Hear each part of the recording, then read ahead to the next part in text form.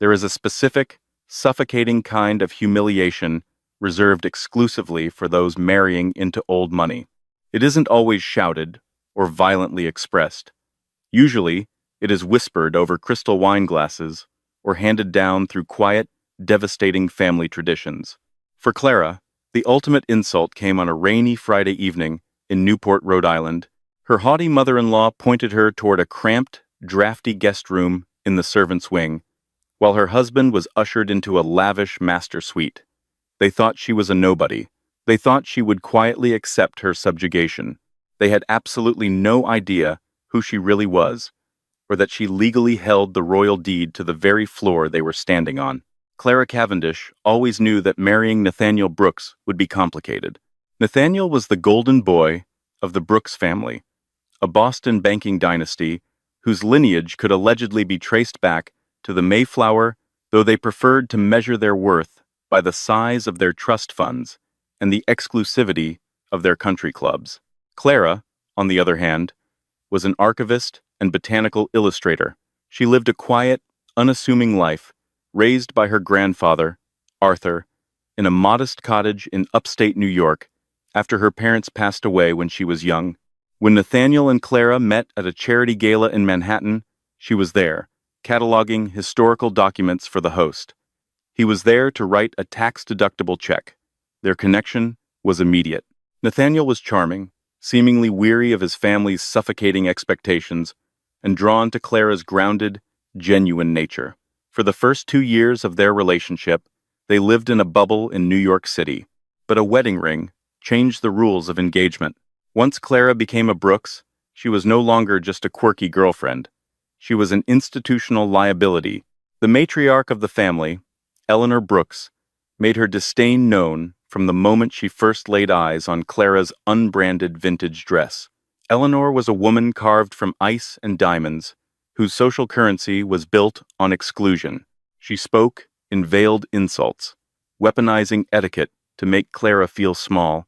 It is so refreshing that Nathaniel chose someone who doesn't care about appearances, Eleanor had said at their rehearsal dinner, her eyes scanning Clara's simple pearl necklace. Most girls would have insisted on proper heirloom jewelry for a wedding like this. But you make do with what you have. It's quaint. Clara had swallowed the insult, gripping Nathaniel's hand under the table. He had squeezed back, a silent promise that they were in this together. But as the months of their marriage wore on, Clara began to notice a shift in her husband. Whenever his family was involved, Nathaniel's backbone seemed to dissolve. He would excuse his mother's microaggressions, dismiss his sister Victoria's blatant rudeness, and tell Clara she was simply misunderstanding their sense of humor. The true test of their marriage arrived in late August, during the Brooks family's annual end-of-summer retreat to Highcliffe Manor. Highcliffe was a sprawling, Gilded-Age monstrosity perched on the cliffs of Newport, Rhode Island. It was the crown jewel of the Brooks estate, a 70-room mansion with manicured lawns, sweeping ocean views, and a history of hosting senators, diplomats, and old-world royalty. Attendance at the August retreat was mandatory for the family, a 2-week affair of sailing, cocktail parties, and relentless social maneuvering. Clara dreaded the trip. She had spent the weeks leading up to it, packing and repacking, trying to find clothes that wouldn't draw Victoria's sneers or Eleanor's backhanded compliments. To add to her stress, she was mourning. Her beloved grandfather, Arthur, had passed away peacefully in his sleep just 2 months prior. Clara was still untangling his affairs. He had left her everything he had, which she assumed consisted of his old books, his cottage, and a few modest savings accounts. His attorney, a man named Thomas Abernathy, from a prestigious London firm, had been trying to reach her for weeks, sending heavy, wax-sealed envelopes that Clara had been too grief-stricken to open. She had packed the latest bundle of documents in her leather tote bag, promising herself she would review them during the quiet moments in Newport. The drive up to Rhode Island was tense. Rain lashed against the windshield of Nathaniel's Range Rover, mirroring the dark knot forming in Clara's stomach. "Just try to play along this weekend, Clara," Nathaniel said, his eyes fixed on the slick road. "Mother is already stressed about hosting the regatta dinner, on Saturday. Let's not give her any reasons to criticize. Clara turned to look at her husband, her heart sinking. Let's not give her any reasons. As if Clara's mere existence wasn't reason enough for Eleanor to sharpen her claws. I am always polite, Nathaniel. I'm not the one who initiates the hostility. I know, I know, he sighed, rubbing his temples. Just keep your head down. It's only 2 weeks. When the iron gates of Highcliffe Manor finally loomed out of the fog, Clara felt a chill that had nothing to do with the damp New England weather. The house was an imposing structure of gray stone and dark, sweeping roofs, looking more like a fortress than a summer home. As they pulled into the circular driveway, the heavy oak front doors swung open. A butler, flanked by 2 housekeepers, stepped out with umbrellas, and waiting in the grand foyer, holding a crystal glass of sherry, was Eleanor Brooks. The games were about to begin. The grand foyer of Highcliffe Manor smelled of lemon polish, old money, and sea salt. As Clara stepped inside, shaking the rain from her coat, Eleanor approached them with the grace of a predatory bird. She kissed Nathaniel warmly on both cheeks, her eyes lingering adoringly on her son. When she turned to Clara, her smile didn't quite reach her eyes. "Clara, you look tired," Eleanor remarked smoothly, handing her empty glass to a passing maid. "The drive from the city must have been taxing. I suppose you aren't used to long journeys without a chauffeur." "The drive was fine, Eleanor," Clara replied evenly, keeping her voice steady. "Thank you for hosting us." "Of course. Family is everything to the Brooks," Eleanor said, emphasizing the word Brooks. "Now, the staff will take your luggage up. Nathaniel, darling, your usual suite is prepared. The Admiral suite in the West Wing. I had them air it out just the way you like." Nathaniel smiled, looking relieved. "Thanks, Mother. The Admiral suite is perfect." Clara waited for Eleanor to mention their shared room, but the older woman turned her attention back to the butler. "Thompson, please ensure Mrs. Brooks' bags are taken to the blue room in the East Wing." The silence that followed was so profound that Clara could hear the ticking of the grandfather clock in the hallway. She blinked, her mind struggling to process what had just been said. The East Wing, the blue room. "Excuse me?" Clara said, her voice dropping an octave. "Did you say the blue room? Nathaniel and I are married. We share a room." Eleanor turned back to Clara, her expression one of practiced, polite confusion. "Oh, my dear, has Nathaniel not explained the Highcliffe traditions to you?" She looked at her son, her perfectly arched eyebrows raised. "Nathaniel, really, you must prepare your wife for these things." Nathaniel shifted uncomfortably, his face flushing a deep shade of crimson. He refused to meet Clara's eyes. "Clara, I meant to tell you, it's an old family rule. During the formal August retreat, only blood members of the Brooks family and their direct heirs sleep in the main family suites in the West Wing. Spouses usually stay in the East Wing until they've produced an heir." Clara stared at her husband, the blood rushing in her ears. She felt as though she had been slapped across the face. "You're joking. You are putting me in a separate wing of the house because I haven't given birth to a Brooks baby?" "It's not just you, Clara." Victoria, Nathaniel's sister, chimed in as she descended the sweeping marble staircase. She was wearing a cashmere sweater draped over her shoulders and a smirk on her lips. "When Aunt Margaret married Uncle Charles, she slept in the East Wing for 3 years until little Charlie was born. It's tradition. It honors the bloodline." Clara turned her gaze to the East Wing corridor. She knew what the East Wing was. Nathaniel had told her about it during a drunken, candid moment early in their relationship. The East Wing was historically the servants' quarters. It had been mildly renovated in the 1950s, but remained drafty, cramped, and completely disconnected from the luxurious grandeur of the rest of the house. The blue room was notoriously the smallest of them all, usually reserved for an overflow of distant, unliked cousins or personal assistants of wealthy guests. "Nathaniel," Clara said, her voice deadly quiet, cutting through the smugness of the room, "tell me we are not doing this." Nathaniel looked at his mother, then at Victoria, and finally at his shoes. Clara, please, let's not make a scene on the first night. It's just how things are done here. It's only for sleeping. We'll be together all day. Just go along with it.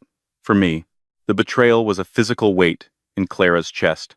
He wasn't going to stand up for her. He was going to let his family publicly humiliate her, treating her as a second-class citizen, a mere incubator, waiting to earn her place in their hollow dynasty. Fine, Clara whispered, her voice trembling not with tears, but with a cold, terrifying rage. She didn't look at Eleanor or Victoria. She simply picked up her heavy leather tote bag, the one containing her grandfather's unread letters, and turned to the butler. Thompson, please show me the way to the blue room. The walk to the east wing felt like a march to the gallows. The thick, plush carpets of the main house gave way to creaky hardwood floors. The intricate crown molding disappeared, replaced by plain, chipped paint. The blue room was exactly as she had imagined, a small, gloomy space with a single window overlooking the gravel parking area, a narrow twin bed, and a faded floral bedspread that smelled distinctly of mothballs and dampness. When Thompson closed the door behind him, leaving her alone, Clara dropped her bag onto the floor and sat on the edge of the stiff mattress. She didn't cry. The shock had bypassed sadness and settled directly into a profound, chilling clarity. Nathaniel had shown her exactly who he was, and the Brooks family had shown her exactly where she stood. She was an outsider, a commoner allowed in the castle only on their degrading terms. She spent the evening alone in the cold room. She skipped dinner, ignoring the half-hearted text message Nathaniel sent, claiming he had tried to bring her a plate, but his mother had insisted she probably just wanted to rest. Seeking a distraction from the gnawing anger in her stomach, Clara reached into her tote bag and pulled out the thick, wax-sealed envelopes from Thomas Abernathy. Her grandfather, Arthur, had been a quiet, gentle man who spent his days tending to his roses and reading historical biographies. He had never spoken of grand wealth or aristocratic lineages, but as Clara broke the seal on the first envelope and slid out the thick, vellum parchment inside, the trajectory of her entire life and the fate of the Brooks family was about to change forever. The rain battered against the single, rattling window of the blue room as Clara switched on the dim bedside lamp. The light cast long, dancing shadows across the cramped walls. She pulled her knees to her chest, unfolding the heavy documents with careful hands. The first page was a letter from Thomas Abernathy, senior partner at Abernathy, Carmichael and Associates, a law firm located in Mayfair, London. Dear Mrs. Brooks, it is with my deepest condolences that I write to you regarding the passing of your grandfather, Arthur Hugh Cavendish. However, it is imperative that we discuss the matters of his estate with the utmost urgency. I understand you have been grieving, but the contents of this package hold significant legal and financial implications that require your immediate attention. Your grandfather was a man who preferred a life of quiet anonymity in the United States. However, his true legal name was Lord Alistair Hugh Cavendish, the 11th Earl of Blackwood, and the sole surviving heir to the Cavendish Trust. As his only living descendant, you are now the primary beneficiary of the estate, the titles, where applicable, by descent, and the entirety of the Trust's land holdings. Clara stopped reading, her breath catching in her throat. Lord Alistair Hugh Cavendish, the 11th Earl of Blackwood? It had to be a mistake. Her grandfather was Arthur, the man who wore patched corduroy trousers and made terrible burnt toast on Sunday mornings. He couldn't be a British aristocrat, but as she sifted through the document's birth certificates, a massive family tree meticulously mapped out, and a certified copy of her grandfather's true will, the undeniable truth, stared back at her. Her grandfather had walked away from his aristocratic life in England after a devastating family tragedy in his youth, choosing to reinvent himself as a commoner in America. He had kept his identity a secret from everyone, including Clara's parents, to protect them from the crushing weight and toxic politics of old-world nobility. But it was the second envelope that made the blood freeze in Clara's veins. It was a thick, leather-bound folder embossed with gold lettering. Inside was a document that looked incredibly old, encased in a protective archival sleeve. The letter from Abernathy, attached to it, read, Mrs.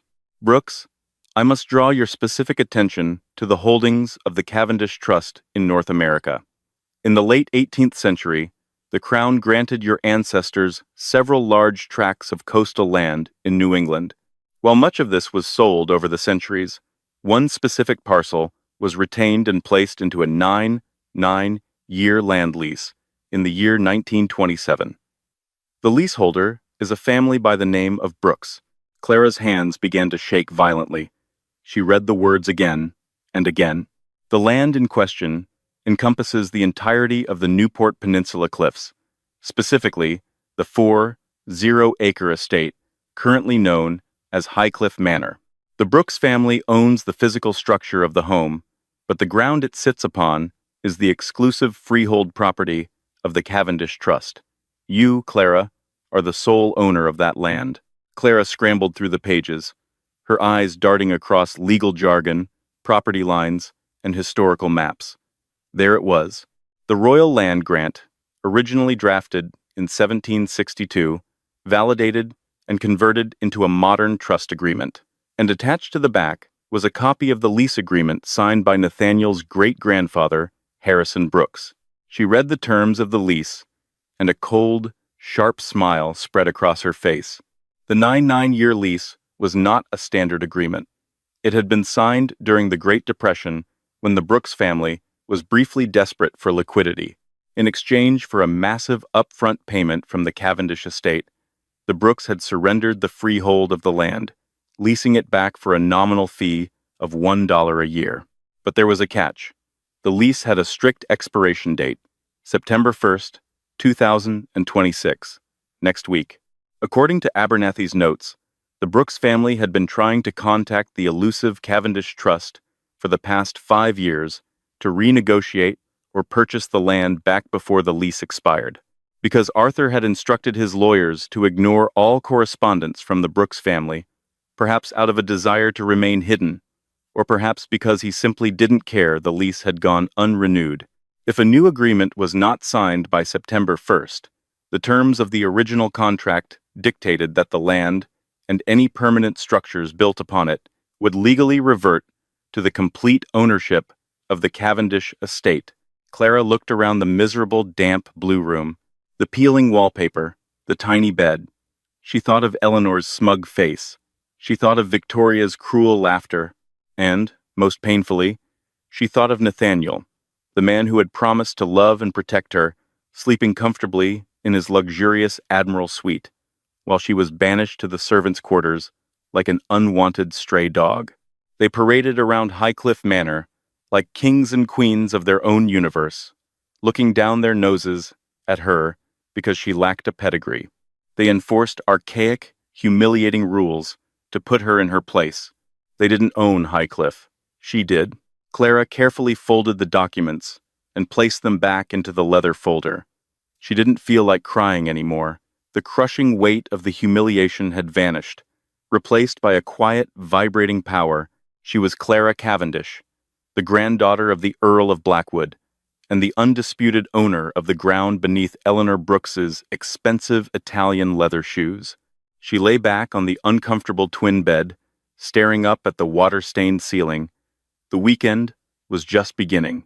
The Brooks family was preparing to host the social event of the season, a massive gala where they would flaunt their wealth and status to the elite of New England. Clara decided she would not cause a scene tonight. She would not storm into the West Wing and demand a better room. She would play the dutiful, quiet, commoner wife. She would let Eleanor and Victoria revel in their perceived superiority. She would let Nathaniel believe he had successfully managed his difficult wife. She would let them climb to the very peak of their arrogant pedestal, because the higher they climbed, the harder the fall would be when she finally pulled the ground out from under them. Clara reached over and turned off the small bedside lamp. For the first time since she had arrived at Highcliffe Manor, she closed her eyes and slept soundly. The morning sun did little to warm the damp chill of the blue room, Clara awoke to the sound of seagulls crying over the Atlantic, her body stiff from the unforgiving mattress. For a fleeting second, the events of the previous night felt like a bizarre, terrible nightmare. But as her eyes adjusted to the peeling wallpaper, and she saw the heavy leather briefcase tucked safely beneath her open suitcase, the reality of her newfound power settled over her like a heavy velvet cloak. She was no longer the helpless, out-of-place archivist trying to win the approval of a family that despised her. She was Clara Cavendish, and she held the keys to their kingdom. She dressed carefully, choosing a simple navy linen dress, and applied her makeup with a steady hand. When she finally descended the creaking stairs of the East Wing and navigated her way to the bright, sun-drenched morning room, the contrast was jarring. The morning room smelled of fresh espresso and cut lilies. Eleanor, Victoria, and Nathaniel were already seated around a mahogany table, picking at imported fruit and reading the morning papers. "Good morning," Clara said, her voice bright and untroubled. Nathaniel looked up, a flash of guilt crossing his features before he offered a tight smile. "Morning, Clara. Did you sleep well?" "Like a stone," she replied, pouring herself a cup of coffee from the silver carafe. She took a seat directly across from Eleanor. The East Wing is wonderfully quiet. It gives one a lot of time to think. Eleanor didn't look up from her tablet. "I'm glad you've found a way to appreciate it. The staff is usually quite content over there. Now, Nathaniel, we need to finalize the seating chart for Saturday's regatta gala. Governor Hayes cannot sit next to the Montgomerys. You know their history." As Eleanor droned on about the social logistics, Clara casually buttered a piece of toast, watching them. The arrogance was palpable, but beneath it, Clara noticed something she hadn't seen before. A subtle, vibrating tension. Nathaniel kept checking his phone, his leg bouncing nervously under the table. Even Victoria, usually languid and detached, was obsessively biting her thumbnail. "Mother, has Mr. Preston called back?" Nathaniel interrupted, his voice hushed. Mr. Preston was the Brooks family's lead attorney. Eleanor's jaw tightened.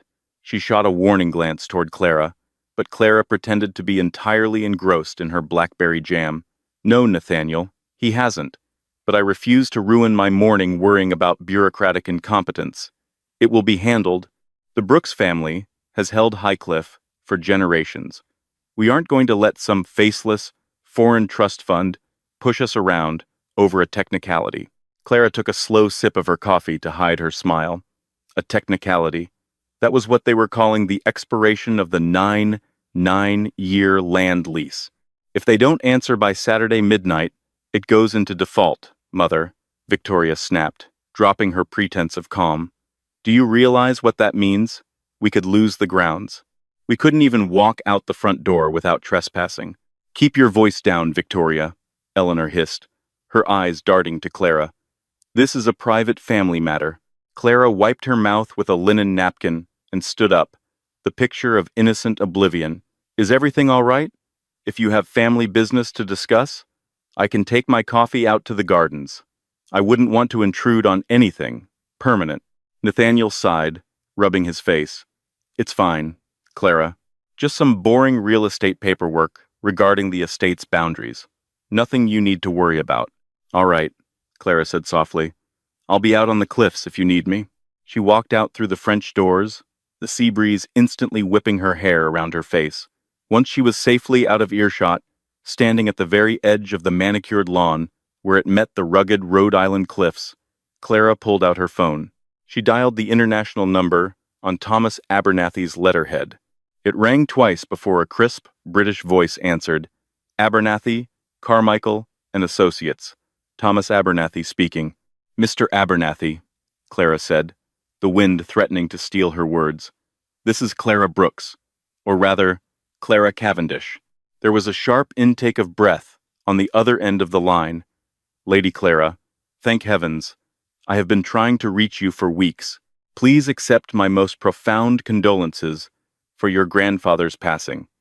Lord Alistair was a remarkable man. Thank you, Thomas. I've read the documents. All of them. Then you understand the gravity of the situation regarding the North American holdings. Abernathy said, his tone turning strictly professional. Specifically, the Highcliffe Estate lease. It expires on Saturday, September 1st, at precisely midnight. The Brooks family's legal counsel has been bombarding our offices with frantic offers. They are willing to pay an astronomical sum to renew the lease for another 50 years. Clara looked back over her shoulder at the sprawling, arrogant mass of Highcliffe Manor. She saw Eleanor barking orders at a gardener through a window. She thought of the cold, damp, blue room. "Thomas," Clara said, her voice as hard as the stones beneath her feet, "I do not want their money." "I see," Abernathy replied carefully. "May I ask what your instructions are, Lady Clara? If we do not execute a renewal agreement by Saturday midnight, the entire property, including the physical structures built upon it, reverts to your absolute ownership by default." "I know," Clara said. "I want you to ignore all correspondence from their lawyers, but I need you to send a representative to Highcliffe Manor this Saturday night, someone official. Send them to the gala." "A representative to do what, exactly?" "To inform them," Clara smiled coldly, "that their lease has not been renewed, and the new owner of the estate is ready to take possession." The next 48 hours passed in a blur of frantic preparations. The Brooks family was preparing to host 300 of New England's most elite socialites for the annual end-of-summer regatta gala. Delivery trucks constantly rumbled up the gravel driveway, unloading thousands of white hydrangeas, crates of vintage champagne, and a small army of caterers.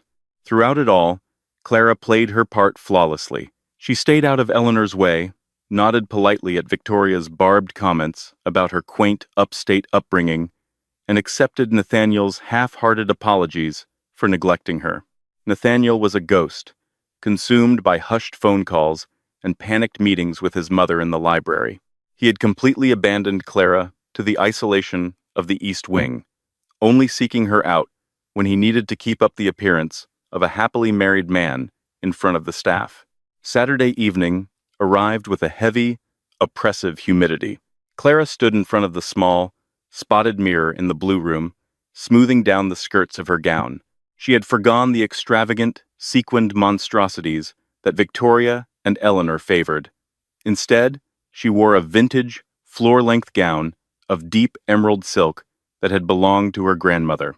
It was understated, elegant, and commanded a quiet, undeniable presence.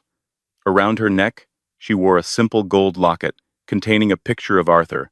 When she walked down the grand staircase to join the party, the foyer was already packed with men in tuxedos and women dripping in diamonds. A string quartet played softly in the corner. Nathaniel was waiting at the bottom of the stairs. For a moment, when he looked up and saw her, genuine admiration flashed in his eyes. "You look stunning, Clara." "Thank you, Nathaniel," she said, her voice cool and detached. She took his offered arm, feeling nothing but the rough fabric of his tuxedo sleeve. The man she had loved was gone, replaced by this weak, anxious stranger who cared more about his mother's approval than his wife's dignity. "Listen," Nathaniel whispered as they walked toward the ballroom. "Mother is on edge tonight. There's a business deal that might fall through at midnight. Just smile, mingle, and for God's sake, don't bring up the sleeping arrangements if anyone asks." "I wouldn't dream of it," Clara replied smoothly. The gala was a masterclass in superficiality. Clara floated through the crowd, a perfect, quiet accessory on Nathaniel's arm. She listened to senators boast about their golf handicaps and watched Eleanor hold court near the champagne tower, looking like a queen defending her castle. But Eleanor's usual iron composure was cracking. Her eyes constantly darted to the grand entrance, checking the grandfather clock that stood ominously in the hall. It was 10:30 p.m. At 11:15 p.m., the heavy oak doors opened, and a man stepped into the foyer. He didn't fit in. He wore a sharp, modern charcoal suit rather than a tuxedo, and he carried a sleek, leather briefcase.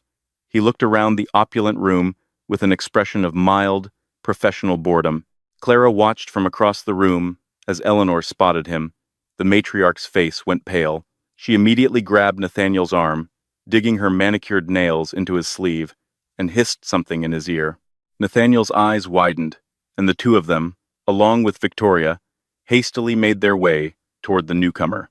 Clara excused herself from a conversation with an elderly judge and quietly followed them, slipping into the shadows of the hallway as Eleanor corralled the man into the private family library, shutting the heavy mahogany doors behind them. Clara moved quickly. She approached the library doors, pressing her hand against the cool wood. It was time. Inside the library, Eleanor's voice was pitched high, with barely suppressed panic. "You must be from Abernathy's firm in London. I am Eleanor Brooks. We have been trying to reach your office for weeks.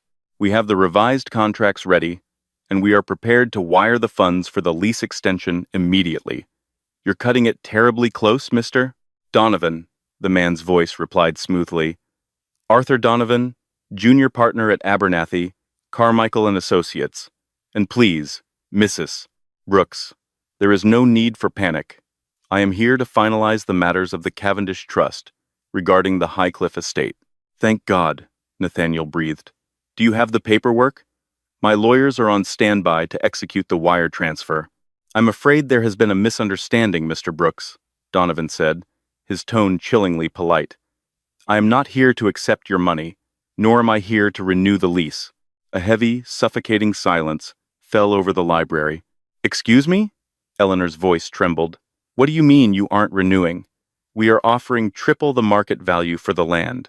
You cannot possibly evict us from our own family home. Technically, Mrs. Brooks, it is only your physical structure. The ground, the gardens, the cliffs, and the access roads belong entirely to the trust. As per the 1927 agreement, upon the expiration of the lease at midnight tonight, the structure forfeits to the landowner. You will have 30 days to vacate the premises before the locks are changed." "This is outrageous," Victoria screamed. "Who is running this trust? We demand to speak to them directly. Who is this Lord Cavendish?" "Lord Cavendish passed away 2 months ago," Donovan explained calmly. "The entire estate, including this property, has passed to his sole surviving heir. I cannot negotiate with you because I do not have the authority. Only the new head of the trust can decide the fate of Highcliffe Manor." "Then get them on the phone," Eleanor commanded, her aristocratic facade entirely shattered. "I don't care what time zone they are in. Get this heir on the phone right now and tell them the Brooks family demands a negotiation." "That won't be necessary, Mrs. Brooks." Clara turned the brass handle and pushed the heavy mahogany doors open. The hinges groaned slightly, drawing the eyes of everyone in the room. She stepped into the dim light of the library, her emerald silk gown rustling softly against the Persian rug. Nathaniel frowned, stepping forward. "Clara, what are you doing in here? This is a private, highly confidential legal meeting. You need to leave. Go back to the party." Eleanor glared at her, furious at the intrusion. "For heaven's sake, Clara, have you absolutely no sense of boundaries? Get out." Clara ignored them. She walked straight past her husband and her mother-in-law, stopping only when she stood beside Mr. Donovan. She turned to face the Brooks family, her posture perfectly straight, her eyes locked onto Eleanor's horrified, confused face. "Mr. Donovan," Clara said, her voice ringing clear and authoritative in the silent room, "have you informed my tenants that their lease has expired?" The heavy mahogany doors of the library seemed to absorb the sounds of the gala outside, leaving only a thick, suffocating silence in their wake. For a long moment, nobody moved. The air in the room grew heavy, charged with a sudden, unpredictable electricity. Eleanor Brooks was the first to break the silence. She let out a sharp, breathless laugh, waving a dismissive hand covered in diamond rings. "Clara, really, this is neither the time nor the place for whatever bizarre performance art you're attempting. Mr. Donovan and I are discussing multi-million-dollar estate matters. Go back to the ballroom, now." Clara didn't move an inch. She didn't shrink under Eleanor's furious glare. Instead, she turned her gaze to the junior partner. "Mr. Donovan, would you kindly clarify the situation for Mrs. Brooks? She seems to be laboring under a misapprehension regarding my authority." Donovan straightened his charcoal suit jacket, opening his leather briefcase to extract a thick, gold-embossed folder. He placed it delicately on the center of the mahogany desk. "Mrs. Brooks," Donovan said, his voice entirely devoid of emotion, "there is no misapprehension. Allow me to formally introduce my client, Lady Clara Cavendish, the 12th Countess of Blackwood, and the sole legal head of the Cavendish Trust. She is the undisputed, absolute owner of the 40 acres of coastal land beneath your feet." Nathaniel took a step back, bumping into a bookshelf. The color drained completely from his face, leaving him looking sickly and hollow. "Clara, what is he talking about? Your grandfather was a botanist. He lived in a 2-bedroom cottage in upstate New York. He drove a rusted Volvo." "My grandfather was Lord Alistair Hugh Cavendish," Clara corrected, her voice chillingly calm. "He abhorred the toxicity of aristocratic privilege and chose a life of quiet, honest labor over the hollow vanity of high society, a concept I know this family struggles to comprehend." Victoria scoffed, though her hands were trembling violently as she clutched her cashmere shawl. "This is a fraud. You forged those documents. You've always been a gold-digging little nobody, and now you're trying to extort us." "Victoria, darling," Clara smiled, a sharp, dangerous expression that made the younger woman flinch. "Extortion implies I want your money. I don't. I want my property." Eleanor's chest heaved as she stepped forward, the mask of the untouchable matriarch finally cracking, revealing the desperate, terrified woman underneath. "You can't do this, Clara. We are family. You are a Brooks. Highcliffe has been in this family for generations. You cannot simply walk in here and declare yourself the owner of our home." "Your home?" Clara raised an eyebrow. "That's fascinating, Eleanor, because just yesterday, you made it exceptionally clear that I am not part of this family. You reminded me that I lack the proper bloodline. You banished me to the servants' quarters to honor your sacred traditions."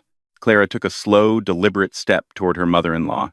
"Let's talk about those traditions," Clara continued, her voice dropping to a dangerous whisper. "You put me in a drafty, miserable box in the East Wing because you believed I was beneath you. You thought you could humiliate me into submission. You thought you were the queen of this castle, Eleanor. But the truth is, you're just a tenant with a severely overdue bill." Nathaniel, sweating profusely, suddenly grabbed Clara's arm. "Clara, please, stop this. We're married. We are a team. Whatever land you've inherited, it belongs to both of us. We can just, Mother way. We can just sign the renewal together. I'll talk to Mother. I'll get you the Admiral's suite. I'll make sure you're treated with the respect you deserve." Clara looked down at Nathaniel's hand on her arm. The revulsion she felt was absolute. She yanked her arm away, stepping back to stand beside Donovan. "Respect isn't something you negotiate when you're backed into a corner, Nathaniel," Clara said, her eyes blazing. "And as for what belongs to both of us, I believe we need to discuss our prenuptial agreement."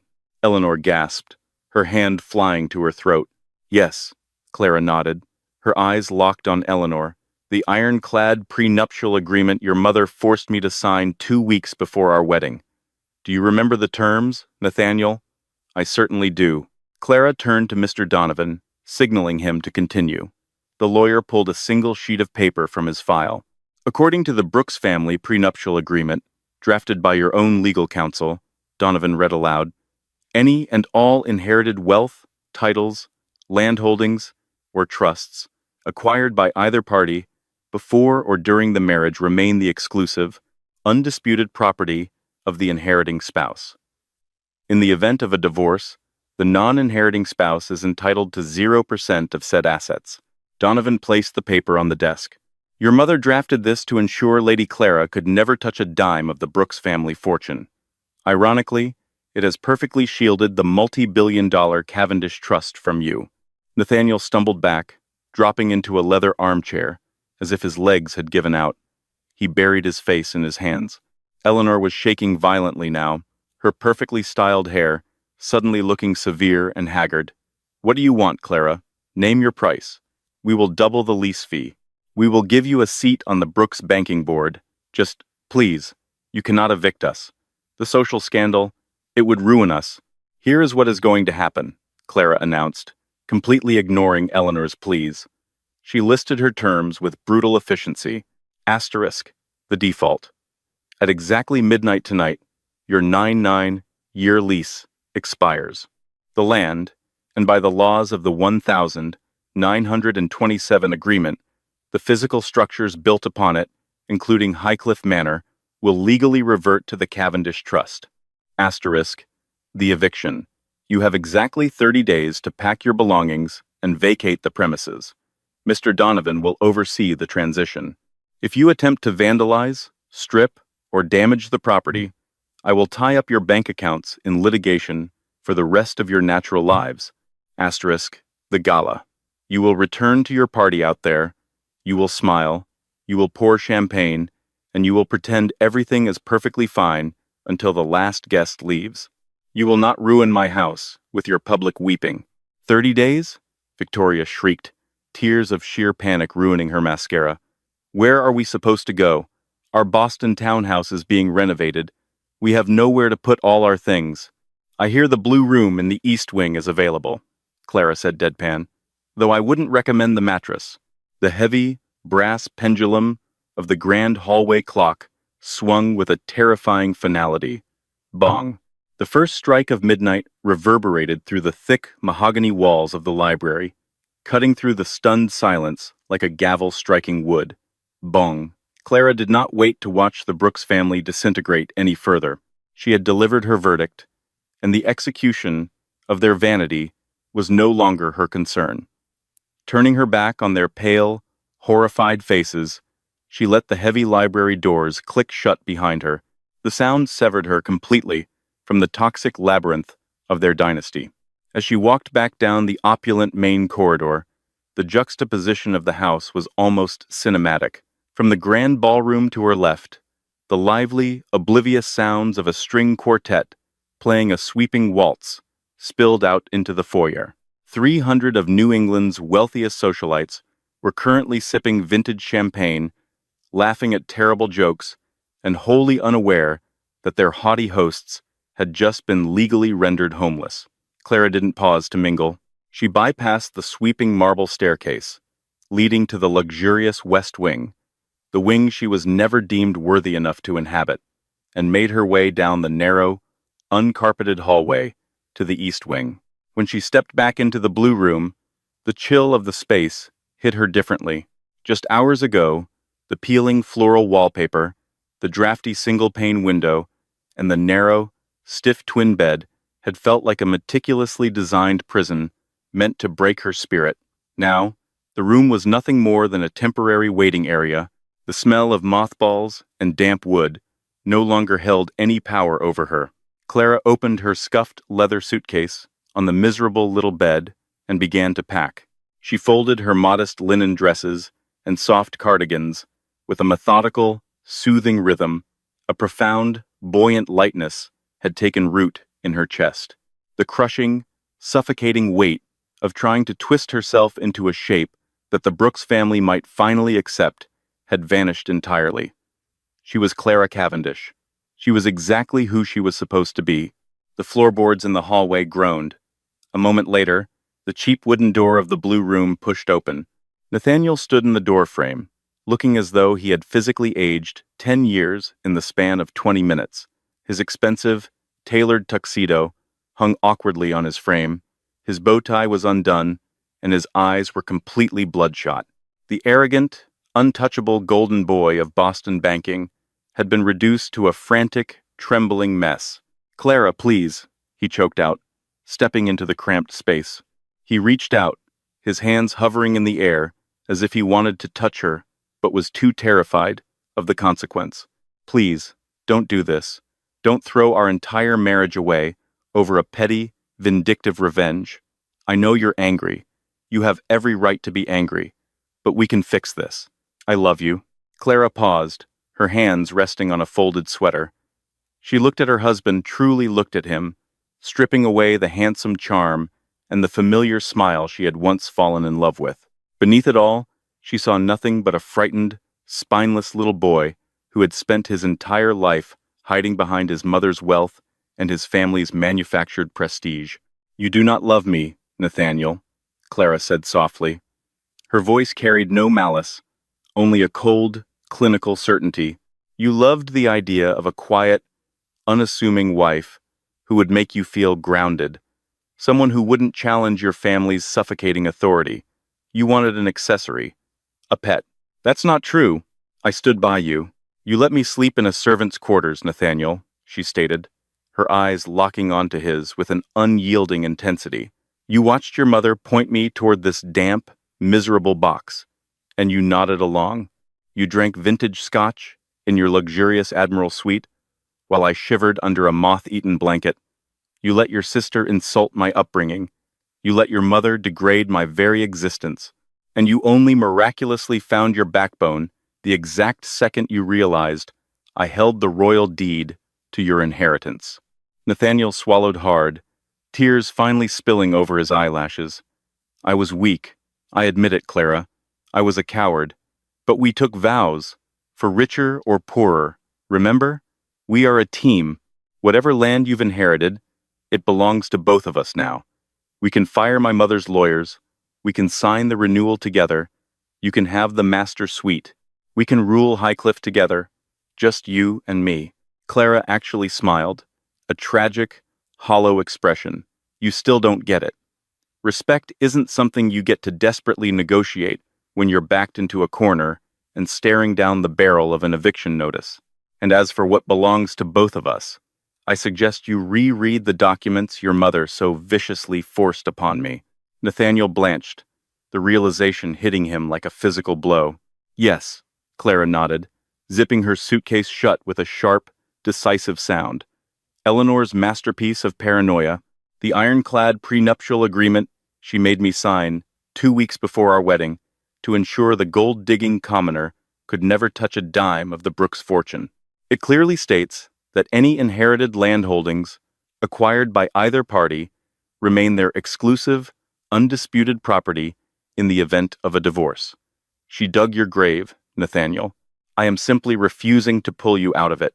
She picked up her suitcase in one hand and her heavy leather tote bag, the one containing her grandfather's legacy, the Cavendish Trust documents, and her freedom in the other. I am filing for divorce on Monday morning, Clara said, stepping around him toward the door. My legal team in London will be in touch with Mr. Preston. Tell your mother she has exactly 30 days to pack up her crystal and vacate my property. It's going to be a very swift, very clean break. Nathaniel stepped aside, leaning heavily against the peeling wallpaper, too utterly defeated to argue. Clara walked out of the blue room, leaving him alone in the drafty silence. She descended the creaking stairs of the east wing for the very last time. When she pushed open the heavy oak front doors of Highcliffe Manor, the coastal storm had completely passed. The Rhode Island sky was crisp, clear, and ablaze, with a million brilliant stars. Mr. Donovan was waiting for her in a sleek, black town car, idling on the gravel driveway. As the driver opened the door for her, Clara slid into the plush leather seat and looked up at the sprawling, imposing stone mansion one last time. It was no longer a fortress designed to keep her out. It was a blank canvas. 6 months later, the spring thaw brought a spectacular, vibrant bloom to the rugged coastal cliffs of Newport. The scandalous, unprecedented eviction of the Brooks family from Highcliffe Manor had dominated the society pages of the Boston Globe and the New York Times for months. It was a spectacular fall from grace that high society consumed with absolute, unbridled schadenfreude. Eleanor, Victoria, and Nathaniel had been forced to retreat in utter disgrace to a heavily mortgaged, cramped 3-bedroom condominium in a noisy, undesirable neighborhood in Boston. Their social standing had evaporated overnight. The elite circles they had so fiercely and cruelly guarded instantly turned their backs on them, mocking the revelation that the arrogant Brooks dynasty had been effectively squatting on borrowed aristocratic land for nearly a century. Eleanor was reportedly shunned at her country club, and Victoria's wealthy fiancé had promptly called off their engagement. Clara, however, had been exceptionally busy. She stood on the grand, sweeping stone terrace of Highcliffe, wearing a comfortable pair of denim overalls, a canvas sun hat, and holding a clipboard. The imposing, dreary Gilded Age monstrosity had undergone a breathtaking metamorphosis. The heavy, oppressive velvet drapes had been torn down, letting the brilliant, restorative coastal sunlight flood every corner of the estate. The West Wing, once fiercely reserved exclusively for the pure-blooded Brooks heirs, had been completely gutted and converted into a state-of-the-art botanical research facility and public library. It was now open, entirely free of charge, to scholars, archivists, and students from around the world. The grand ballroom, where Eleanor had once hosted her superficial, exclusionary galas, now housed a massive, interactive, public exhibit on local marine ecology and historical land preservation. Clara had legally and permanently renamed the estate the Arthur Cavendish Botanical Foundation. "Excuse me, Lady Clara." Clara turned from the terrace railing to see Thompson. The former Brooks family butler, whom Clara had immediately rehired and promoted to estate manager at double his previous salary, was walking toward her. He carried a silver tray holding a pitcher of freshly brewed iced tea. "Just Clara is fine, Thompson. You know that." She smiled warmly, setting her clipboard down on a patio table. "Of course, Clara," Thompson smiled back. The tight, anxious, subservient posture he had been forced to maintain under Eleanor's tyrannical reign was completely gone. He looked relaxed, healthy, and genuinely happy. "I just wanted to let you know that the new shipment of heirloom English rose bushes has arrived from London. The landscaping team is preparing to plant them outside the East Wing." "Wonderful," Clara said, accepting a cold glass of tea. "Please tell the foreman to be gentle with the roots. The coastal soil is still a bit rocky on that side." Clara took a sip of her tea and let her gaze drift toward the East Wing. The transformation there was perhaps her favorite achievement. She had overseen the renovations personally. The drafty walls had been heavily insulated, the ancient plumbing ripped out and modernized, and the peeling, depressing wallpaper replaced with bright, vibrant, breathable paint.